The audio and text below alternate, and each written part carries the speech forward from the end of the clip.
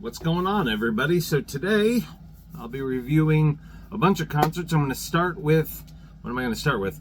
The most recent show I went to, 200 Stab Wounds, Balmora, A Poundstone, and Stabbing. 200 Stab Wounds for me always puts on a good show. I've seen them 6 times in the last 2 years. They're always just a lot of fun. They have great energy, no nonsense. They're just up there delivering nasty ass death metal, and it's a good time. So I was excited to see Balmora. I've heard good things about them. A Poundstone, I didn't know anything about them, so it's always cool to see somebody new. And Stabbing, definitely one of my favorite bands I've seen recently. So let's just get into this.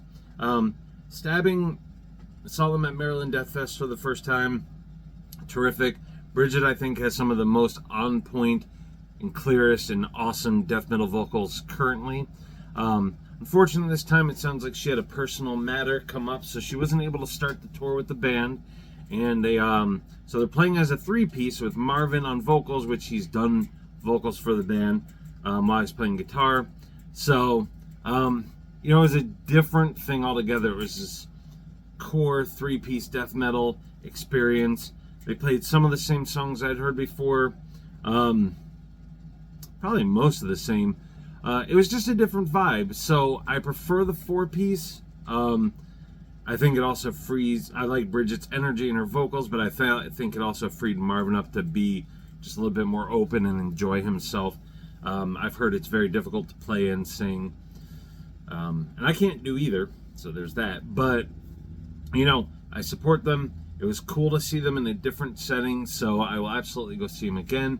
If you like kind of the current setup of the 4-piece, you may not, feel the same as I do, but sonically, they deliver some great music, and to watch the crowd around you, holy shit, when the riffs start going and the crowd gets amped up, it's a really special feeling. So Stabbing's awesome. So A Poundstone came up next, and they were a difficult group for me. I think they said they were from California, but they just had a lot of different components that didn't feel like they worked together super well. Genre-wise, I couldn't really tell you what genre they are, but the songs had, for me, difficult timings and pacings. I mean, the band had good energy, and they clearly had fans there, but for me, it was not a comfortable thing. I kind of wanted to walk away. So no disrespect to the band, but that's not a band I would go to see again. And if I was on the fence about a lineup and they were on it, that would definitely tilt me to the not seeing the show, which I know sounds really shitty, but realistically I didn't really enjoy it. But you might be like, well, screw you, I like A Poundstone and I will go see them, and that's great. However, I think sonically, I don't think that they work very well. Balmora came up next, and despite the fact that their vocals were a little bit hard to hear, they wowed a lot of people. They look and feel hardcore at first, but they have a lot of good metal influence. I mean, the lead guitarist was rocking an Emperor shirt, which I know doesn't mean anything, but this person definitely seemed like they wanted to deliver some great metal, as well as some hardcore parts and some other parts, and really talented guy. I was really impressed. A lot of people were really impressed with what this kid, he looked young, delivered. So Balmora put on a great set. It was crushing. The crowd loved it. Lots of pit action, both push pit and HC dancing and all this stuff. So Balmora is a band to keep an eye on. Go see them. Check them out for yourself. If you're kind of like a death metal diehard, you may not be into them, but I believe you should expand beyond just I like this one genre, I don't want to do anything else. So 200 Stab Wounds came on, and they just delivered again.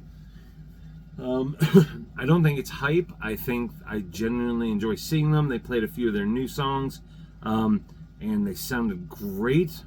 One of the things is these guys always have a great circle pit, like for most of the set, if not all of the set. So if you like to be active, they are a band for you to see as well. So all in all, it was a really interesting night. It was challenging and different in some ways, but it was a good night. So if you have a chance to catch this tour, I think you should. You should be pretty happy with it. You may get to see, I don't know when Bridget's supposed to rejoin the tour, if she's going to be able to. So you may get to see that. And who knows, maybe you'll see a Pond Stone and have a different take on it. So provide some feedback in the comments below, and we'll go from there. All right, goodbye.